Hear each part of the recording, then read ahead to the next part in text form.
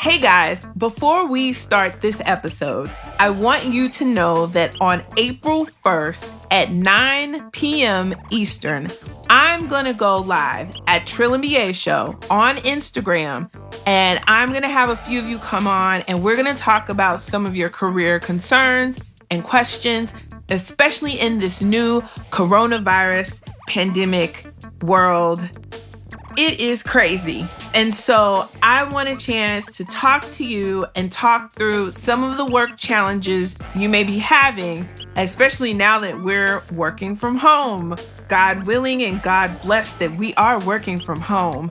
So join me April 1st at 9 p.m. Eastern, that's 6 p.m. Pacific time, on Instagram Live.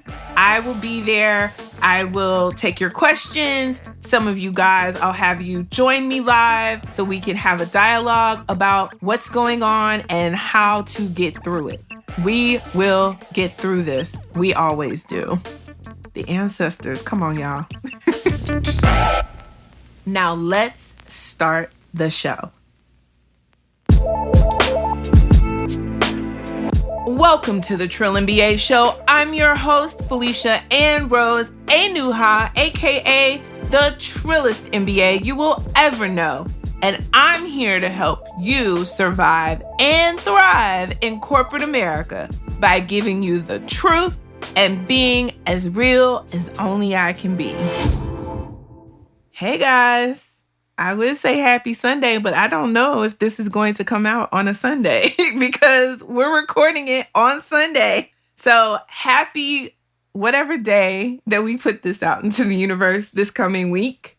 I have a special guest today, and we are going to talk through how we're feeling and how we're navigating our career through this coronavirus pandemic.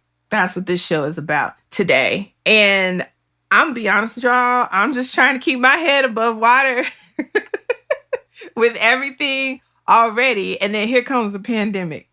But before we get started, I wanted to introduce one of my favorite people in the whole wide world, one of my dearest friends, Alexandrea Davis. Now, we ain't gonna say no names of companies, but I'm going to let Alexandrea tell us who she is and what she does exactly, so I won't mess it up because clearly, did we prep? No, we did not. We just wanted to come to you guys and have this conversation.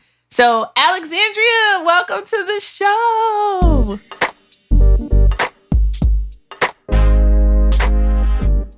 Before we get started, I want the people to know who you are and what you do. So give us just a little bit of your pre-MBA and then post-MBA background. Oh, absolutely. So as Felicia said, I am Alexandrea Davis. My title is Senior Manager of Consumer Insights. So I have been working in consumer insights for almost 15 years. But my pre-MBA career, I actually graduated from college with a undergraduate degree in food science. So when I left college, I actually went to work for a food manufacturing company and was a food scientist for 2.5 years. Wow. And I decided that I didn't want to spend the rest of my career in a lab or in a production factory. At the time, I was like, this is not the right thing for me. And also, anybody who knows me knows I'm a girly girl, and I hated going to work every day in sloppy clothes because I got them messed up flinging meat. So that was just not a long-term career move for me. So I decided to go back to school part-time. And as part of the MBA program I was in, I actually was able to transition into this area of market research that I had no idea that it even existed. I thought I wanted to be a brand manager. And I thought, maybe a good way for me to go into this type of work is to go combine my background in research and my background and my passion for marketing, and then bring those two things together.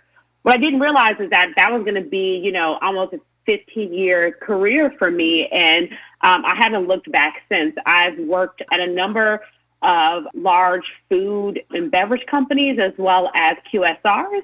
And I also worked at a research supplier. So what I do every day is like, I listen to everyday human beings that buy brands, and I want to get to know more about who they are, what drives them to buy the brand, what they think about the messages that we're putting out there into culture. And I make sure that we are listening to the consumer with every decision that we make to help drive strong business results for the brands that I work for. I've worked in a number of brands, mainly larger brands, but have also worked on some smaller brands as well. But I will tell you, like, I just love being able to get the pulse of people. I'm a people person. I'm a people manager. I love human beings. I love the culture. And I love to just make sure that people feel like they're being represented across brands, as well as developing great teams and strong groups of people so that we can continue to advance in this world and in our culture and in our careers. So that's me. That is freaking amazing. Like, if that wasn't the best, like, 2-minute pitch for if I lose my job at this company, I will be available and can bring all my expertise to you.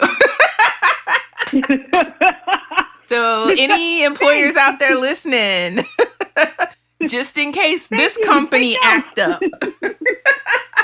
So times are crazy. How you doing?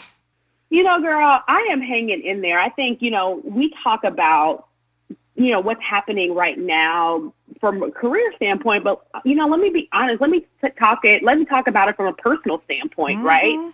So earlier this year, actually late last year / early this year, I sold my condo that my sister and I had been living in and out of for the last 13 years, and I moved into a 1-bedroom condo by myself. So I'm here by myself, dealing with this pandemic and not really being able to do a lot. And I'm a very active person. I work out at 5 a.m. multiple times a week, and I have not worked out in over a week. So that's been tough because my routine has basically been disrupted. But, what I've been doing in this moment is really connecting with people who I love.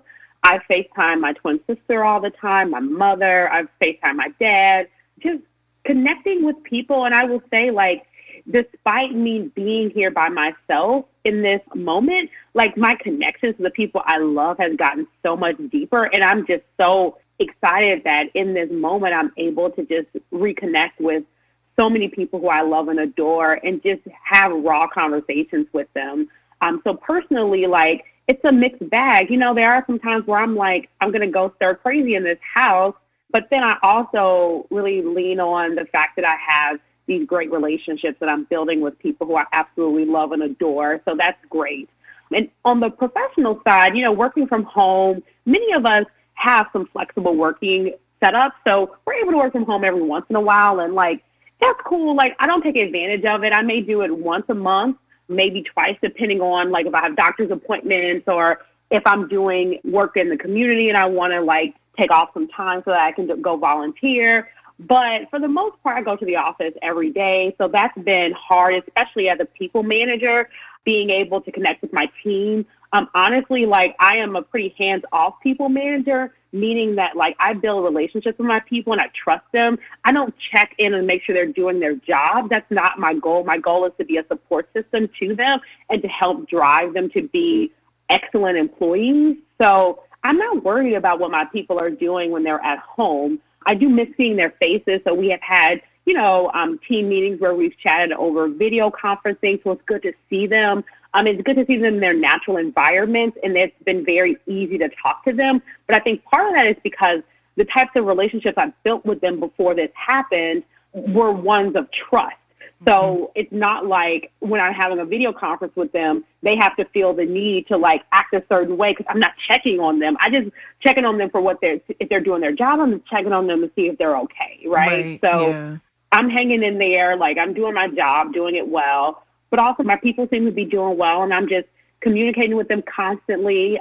What's also interesting is I just hired somebody, and she starts in about a week, and she's going to start remote. So I'm trying to figure out how to navigate that because I want her onboarding experience to be as good as possible. So even though she hasn't started yet, I've been in constant communication with her. Every time I hear something, I'm texting her, letting her know what's going on, over communicating at this point, because I want her to have a positive experience when she enters the organization. So I'm doing all right. I mean, there are ups and downs, but I will say, like, I'm leaning on people to help me get through this. Yeah, that sounds like a lot, Alexandria. I would say for me, one thing, my boss is fucking awesome. Just as a person, like she's a people-oriented boss like you are. And so I think it's been good because I feel psychologically safe with my team. We recently had somebody join our team as a ABM and she's fucking awesome. And like, if I had to be with my last company, I probably would have just quit.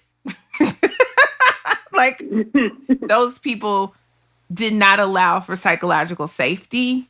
And I realized for me, that's really important as somebody who has mental health issues and diagnosed with major depressive disorder. Like, I have to protect my psychological safety first. And I'm going to be honest, because of all the change, and change is uncomfortable in general. Like, let's say your brain operates just how it's supposed to, you're still not going to like change as a human. And so for me, just having my routines disrupted and, being told I can't go places and having that restriction, it's hard. Like, I'm not going to not do it because it's more detrimental if I spread the virus than me, I'm out and about with the people, or I'm out with my girls having drinks and brunching and all this stuff. And then if I ever got somebody sick, I would feel devastated and horrible. Right. So right now is not the time. Like, so, and actually the cool thing is I have a cousin who's actually been on the show. He is a graduating senior. And he got kicked out of the dorms, rightfully so, because of the Rona. And I didn't want to send him back home to Texas to his granny and his mom because, Plains is full of the Rona, clearly. And so I was like, well, no, you're just going to stay here with me until it's time for you to figure out, moving for your new job. When you graduate, and God, I'm just, please let this child have this job when he graduates. Like, he's worked so hard. He's such a good student, such a good person. And so he deserves to have this. But at the same time, in my mind, I'm preparing kind of like for worst case scenarios, because that's how I deal with my anxiety. Because if I can show myself, okay, this is the worst case scenario, and then I can make a plan for that, then I know it's kind of morbid, but I feel better. Right. In that. Right. So now I have somebody living with me, which is odd for me because I've been living on my own since after college. And so that's weird.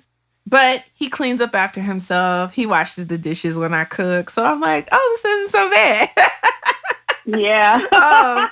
And he's a good kid. Like, he doesn't get on my nerves. He pretty much, like, it's weird. Everybody thinks I'm this huge extrovert, and I am.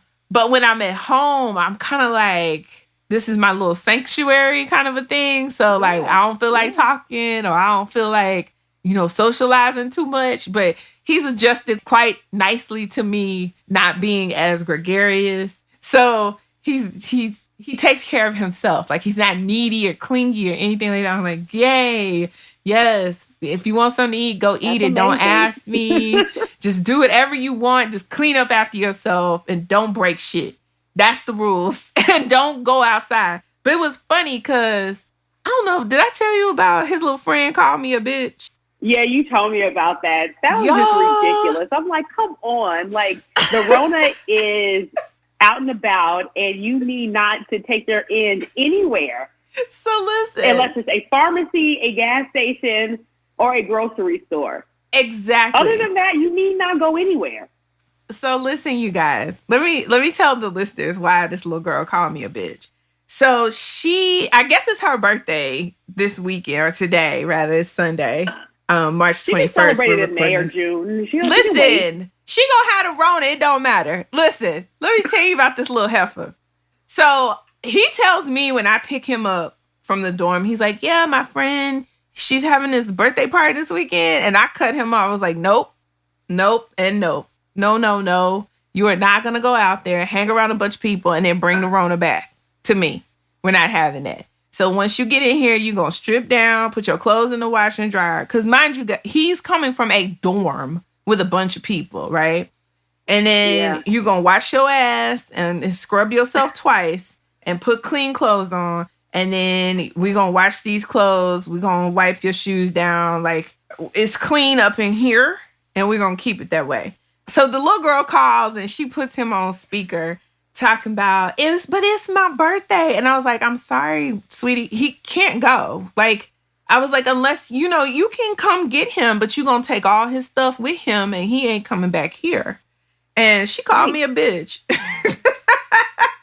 That just shows a lack of maturity. And what's interesting about this young lady saying that, I'm assuming she's in college. Like, she has no idea if, like, one day she's going to be looking for a job at your company. Right. And you're going to remember who she is. I sure am. And then you're going to be like, oh, absolutely not. Like, absolutely. I don't think people realize, like, it's hard to make a first impression. Like, you only make one first impression, right? So I think you gotta be careful how you treat people. Like, you can't just pop off like that and think that I won't forget who you are. Because clearly, like, you are remembering this person. And she may be coming knocking on your door one day trying to get a job at where you work. And you probably ain't gonna pass her resume along. And I'll tell you, it's hard to get into a company unless you know somebody these days. That's the only way you get into a company. Like, this whole idea that I submit all my good resumes and I tailor and I make all these cover letters and I submit it through LinkedIn or Career Builder or the website of the company, that shit don't really work. Like, so caveat, sometimes, every now and again, if you have a very specific skill set and the recruiter is hunting and they're having trouble finding the person, and your resume resonates very, very well, you will get a call sometimes. Yeah. But what's hard is now you're competing with the person who the hiring manager submitted their resume the day after. This is why sometimes it works. And in those cases, I say, oh, everything worked out the way it was supposed to. And I believe everything works out the way it's supposed to. But 9 times out of 10, just like dating, the person you end up with is probably somebody who introduced you to them.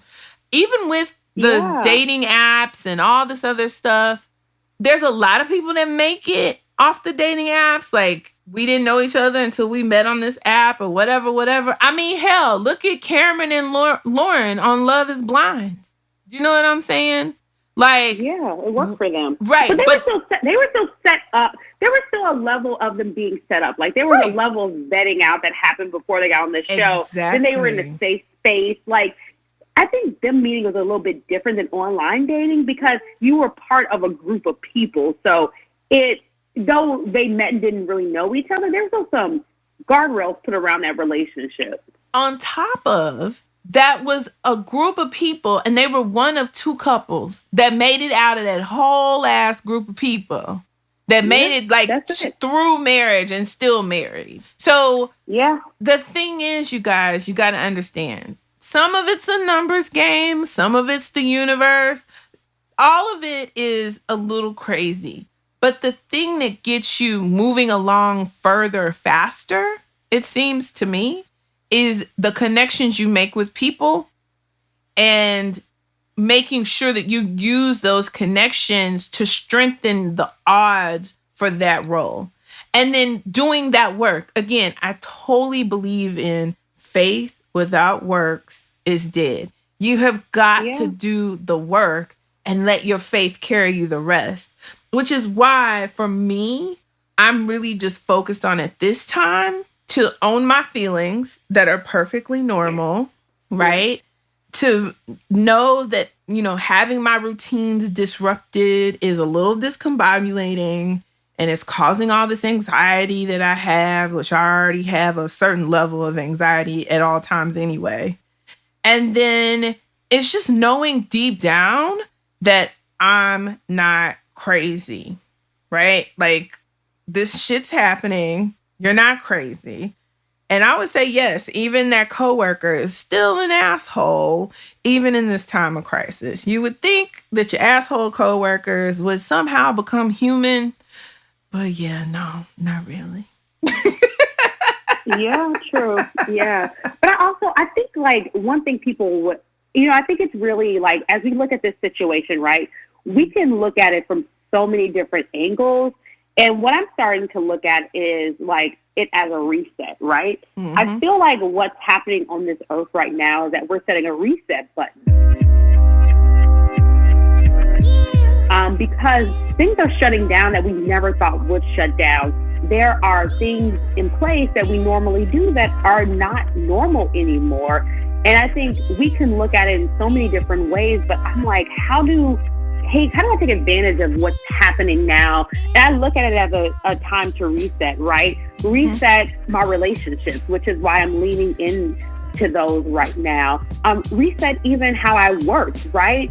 And really leaning on my team to do what I know that they can do. And I think this is building up even more confidence in me to know that my people are the right people on my team, right?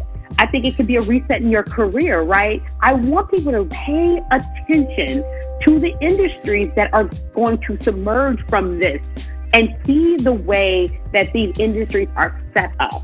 I also think about like some of the things that are just happening in culture right now. And I think about the example of Instagram and how Instagram, though I'm not on social media for Lent, what happened on Instagram last night with D Nice doing this virtual party and seeing this man be able to bring people of different races, backgrounds, different parts of the world together for a common purpose, right?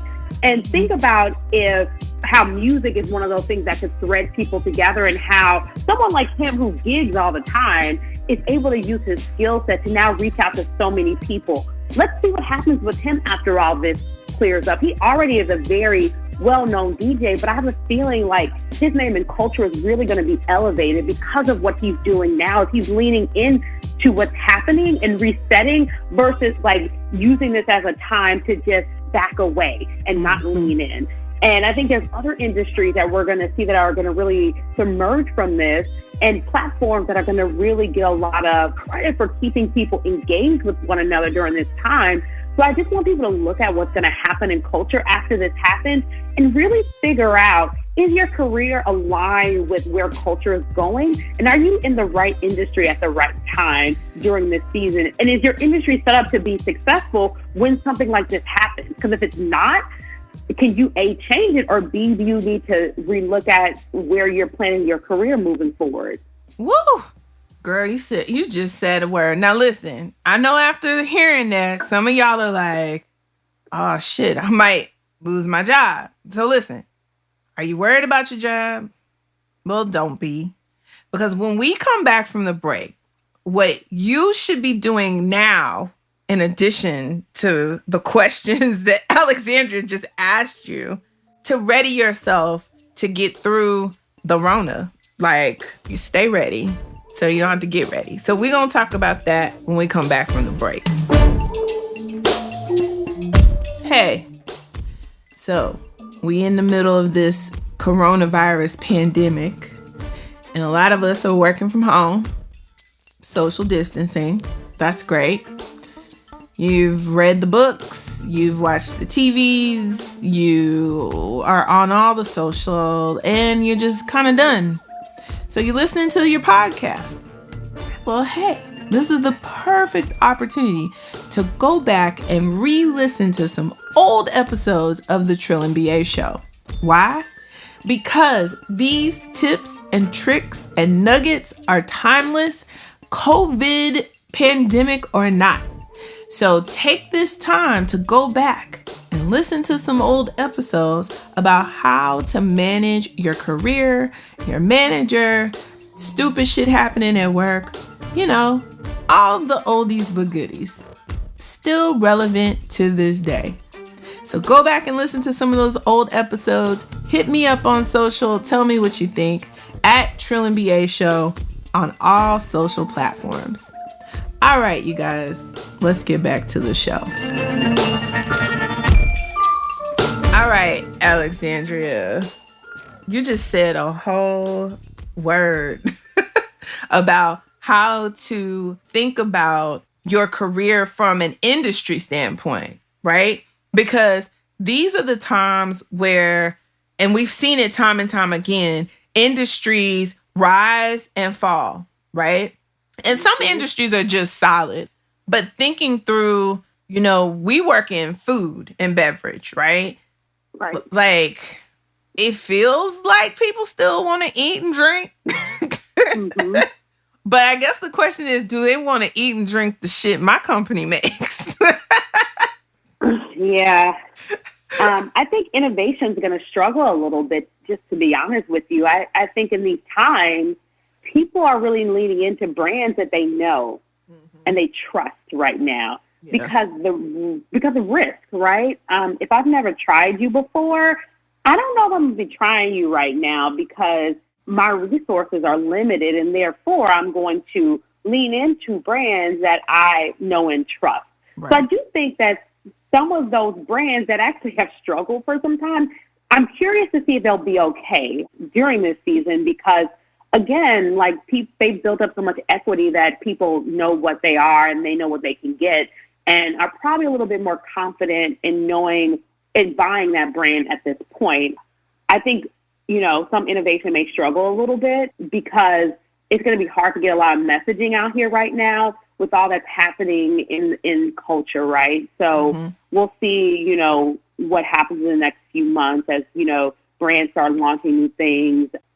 It'll be interesting. It's something to watch, right? I think we work in industries where, people are going to eat and drink all the time, but it's like, what are they going to eat? What are they going to drink? Right. And is that going to change at all? Again, what are the brands doing right now to support people during this hard time? And how are people's behaviors going to shift because of the brands that were available to them during this moment? We were having a text message conversation amongst a group of us, Felicia included, where we were talking about a lot of brands are shifting some of their messaging to really address what's happening in culture. And I'm like, I think some brands are doing it right, but others, I'm questioning some of their motives. So we shall see what happens. I can't predict the future, but I do think regardless of what you're doing today, keep your eyes wide open. Listen to what your leadership is saying. Listen to how transparent the leadership of your company is being. I think how they address this situation is very telling about how the company's future is set up. And I say, if anybody is not ready for their next opportunity, you need to get ready. I don't care how secure your industry is right now. I think, again, as we think about this being a time to reset, ask yourself, even if you're in a solid industry, is that really the right place for you to be right now? I think this is the time you're sitting at home. You might as well start really looking into yourself and asking yourself, are you doing purpose-driven work?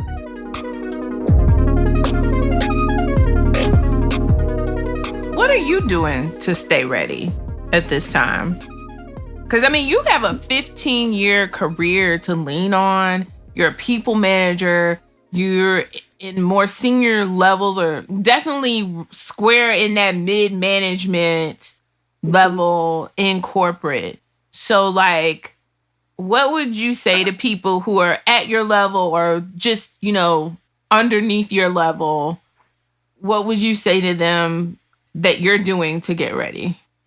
I would say, number one is keep doing your day job. I think that's the most important thing to do right now is as best as you can do your day job. I think a lot of companies are being very flexible with folks right now for schedules, for dealing with spouses and kids and other things that may be a little bit of a distraction versus when they're at work. So I would say do your day job and do it well and figure out what works for you during this moment. So that's priority number one, and that's what I'm doing. I would say priority number two for me is okay, now that I have free time, am I doing the things to build the relationships with the people that can help do the work that I want to do long term? And then lastly, it's what's my passion? And I remember a few months ago, my company was facing a reorg, and I had a conversation with a mentor of mine and someone who I really respect when it comes to talking about contingency planning for your career.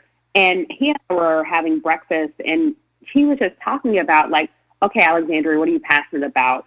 What do you do outside of your job? How do you work a plan? Well, how do you work your plan B so that if plan A fails, that plan B is there to kind of pick you up, right? So I'm relooking at and rethinking about those things. You know, I know I have a passion in one specific area, and I know I haven't done enough to lean into that area yet. And for me, that area that I have passion for is not about making profit. It's about doing purpose-driven work. However, I need to lean into that more because I do think having something on the side that's going to help me get through this situation that's still helping others. Who knows, maybe it can turn into something profitable at once as I continue to lean into it. But I need to make a plan to continue to do the work that I'm passionate about. So I'm thinking through that as well. So those are kind of the ways that I'm handling this situation to stay ready. I mean, you know, I had a recruiter call me the other day and I'm like, am I necessarily looking to move? No, I'm happy with what I'm doing now. But, you know, let's be honest, like, it's a tough time out there. Yeah. And you got to keep your options open. Everybody needs to be open to possibilities, but do your job and do your job well more than anything during this time. Yeah. First of all, I think what's hard is that you're having to adjust, and everybody has a different home situation, and then they're working from home. If you're still fortunate, because a lot of people, let's understand, a lot of people have lost their jobs in just the past week. We're going to turn now to the impact of this emergency on the economy. I'm guessing somewhere between 4,700 and 5,200 bus drivers all of a sudden aren't working. A UN labor body has warned that the coronavirus outbreak could cause up to 25 million job losses worldwide. A parent of mine got sick, and I took a leave of absence to take care of her. One thing led to another. That's what led to my being out here. But I see people out on the street, you know, picking up cans and bottles. I said, that's cool. Unemployment claims have skyrocketed. Now, we understand a lot of those people are people who work in hospitality industry or travel industry, you know, these industries that are immediately impacted by this whole kind of shutdown of our economy to help control the spread of this virus. But you guys, we are fortunate. So number one, just work and walk in gratitude, because you don't know when your number going to be called in any kind of way, whether it be your job or your life. You just don't know. And so you can't take it for granted. And I think that's what's so hard about times like this, is that it's a shaking, a real stark wake up of, oh shit, tomorrow's not promised. And no, tomorrow's not promised. And so you'll feel better in your spirit if you do some of the following things.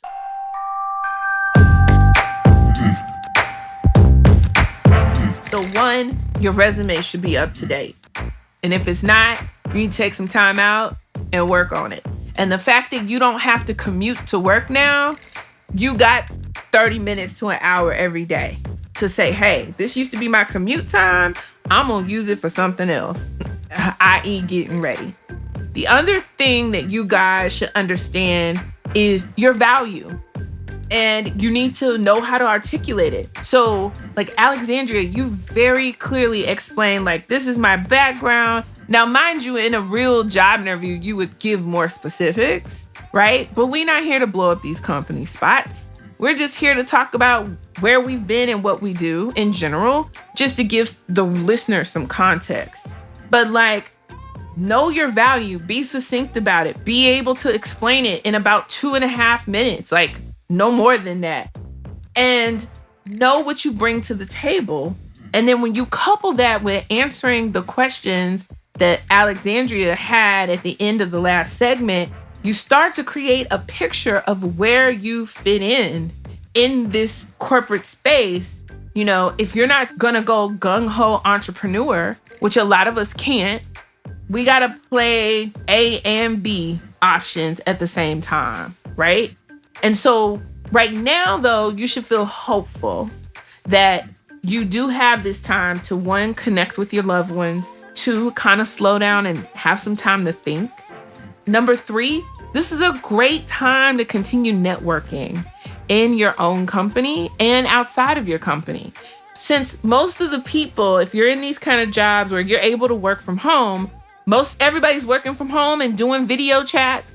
This is a time to schedule some time. Now, you might want to wait a couple weeks and let some of the dust settle. Everybody's running around like a chicken with their heads cut off. So give the leaders a little bit of time, but put it on the calendar now. Like, come mid-April, I'm trying to have little coffee chats with a bunch of people I don't know yet at my new company. And I know they ain't doing nothing but sitting at home. So we gonna sit at home together and get to know each other and share what we're thinking, how the future may go, why I'm excited to be with the company. And, I'm still gonna play this game in the midst of Corona, right? Mm-hmm. Yeah. That's what we gonna do. So, and honestly, like a lot of these leaders, just like how you're sitting at home and you want to have some human interaction, they do too. Yeah. Like, and this is actually a perfect time to have conversations with these folks, even if it's a video chat. Like, I'm sure they would like to see some human beings other than the little ones running around their home. Yes. And them kids driving folks crazy right now. They at home, parents, like, can you imagine? Don't worry. Everything is under control. No. Monsters. Shut up! Because you're senior leaders, they're just people too. And now they have turned into senior leader / caregiver / teacher / everything, right? Especially like the women leaders. Oh my God. I feel for those career women that are like just really having to really do it all. It's a lot, y'all. So listen, after this next break, Alexandria, we're going to take a quick break. And when we come back, Alexandria and I are going to tell you the most important thing you need to remember to manage your career through this coronavirus. So we'll be right back. Hey guys, with everything going on, I want you to know that I still am holding coaching calls. You can set up 30 minutes with me, and I'm happy to talk through what are your next career steps, especially in the aftermath of COVID-19. Listen, you got to stay ready. So if you are wondering, what am I going to do? What if I lose my job? All this other stuff, all this uncertainty, stop worrying about it and let's plan. Because chances are you won't lose your job, hopefully. But hey, sometimes the universe is just moving. It's in our favor. It just doesn't feel like it. But at the same time, faith without works is dead. So let's get to work. Feel free to schedule a call with me. They're $40, and all those proceeds go to support the production of this show. So use me as a resource. I'm happy to help. Now let's get back to the show. So, Alexandria, now that we have some things that we can go work on the next couple weeks to manage our career, we've got from thinking about our industries to things we can be doing to manage. So there gave some tips and tricks there. What would you say is the most important thing that you are doing to manage in this time? The most important thing. I would say manage yourself in this season, whatever that means to you. And the reason I say that is because I'm very holistic with how I look at career. And I think career is not just how you show, it's not just when you show up to work.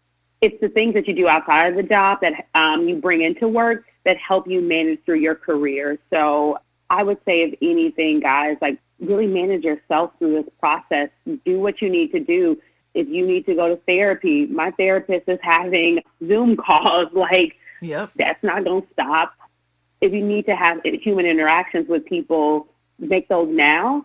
And then when you shut that computer down, shut it down for the night. Yeah. Don't keep going back and forth to that computer because you at home at 8 o'clock, 9 o'clock, 10 o'clock, unless you've made an arrangement to work in the evening because you had to take some time off during the day. But, like, don't make this an opportunity for you to lean into work so much that you don't take care of yourself in this moment. Yes. So to me, that's the most important thing, is look at this thing very holistically. And if you take care of yourself, I believe God will take care of the rest. And it's not to say that you shouldn't be smart about the things we talked about your industry, how your leadership is reacting, keeping yourself ready. I think all those things are part of it. But don't be so frantic about getting your resume up to date that you're doing it in a way that's tearing down yourself, so that when you start getting calls, you won't be ready to have those conversations, because that's not good either. Exactly. No, you got to do it in the appropriate pace for yourself. I would say the biggest thing that I would say I want people to take away from this episode is to give yourself grace, right? Like, feel your feelings, be in tune with that, understand it's a lot going on, give yourself grace, and then give the people around you grace. So don't kill your significant other, either verbally or physically. During this time, I was on the phone with my cousin. I was like, please don't kill your husband. I like him. Or your child, actually. Knowing that, people are out here wilding. Just because they're cooped up in the house and it's different and it's crazy. I would say for me, I'm definitely going to therapy virtually. I actually reached out to my old therapist in Texas because since I moved and started a new job, everything was just going. It was kind of crazy. So I hadn't really paused to do let me find all my new doctors yet. But now it's like, listen, I need just to process some things so I can keep my mind clear and stay on track with where I'm at. I do feel overwhelmed, which is why the podcast hasn't come out every week and we haven't followed the new format even today, which is fine. Things are just changing. So we're just going to go with the flow. I think for me, it's keeping my commitment with this podcast of giving you guys information that is helpful and that you can use, and that when you leave this podcast after listening to it, you feel like, I got this. I can do this. We gonna make it. That's my only goal, because there are so many days you're at work and you just feel defeated by the situations going on. But I hope that when you come here, you kind of get an injection of positivity and hope, and knowing that we all struggling, you're not alone, but we all can make it. And so, Alexandria, I appreciate you for joining me today. I know this was last minute. It really was. It was like, I really need to talk to the people, but I don't want to do this episode by myself. Not a problem, Felicia. I'm always here for you, girl. Thank you for being my friend. I have such great friends, you guys, and they're so smart. Like, I really do sometimes wonder, like, why y'all hang out with me? But with that said, Alexandra, any last parting words for the people? No, I would just say to everybody, like, stay safe, stay well, and, good luck to everyone during these trying times. Yeah, we're going to be all right. Play some Kendrick. So listen, if you guys need some help or advice about specific situations, go to trillandba.com/coaching to schedule a 30-minute consultation with me to strategize and walk through your specific work situations. These calls are $40, and those $40 go to producing this podcast. In addition, you can always email me at ask@trillandba.com. I'm happy to either answer your question or connect you to the right person if I don't have the answer. So, like, let's say you're like, I want a career in consumer insights. I don't know about that. So I might connect you with Alexandria. It's that simple. Again, that's trillandba.com/coaching to schedule a 30-minute consultation with me, or email me at ask@trillandba.com to submit your question or concern. if I read your email, your listener letter, then I will give you a free consultation for sending in that listener letter that I use on the show. So don't forget about that angle too. And I'm happy for you to use it. So until next time, you guys, keep it trill and wash your goddamn hands. Bye. The Trill NBA Show is a Fair World Corp LLC production. Executive produced by Felicia and Rose Inuha. Sound design and editing by Chris Mann with Podshaper. Theme music is Kick Push by Ryan Little. Keep it trill every day, y'all.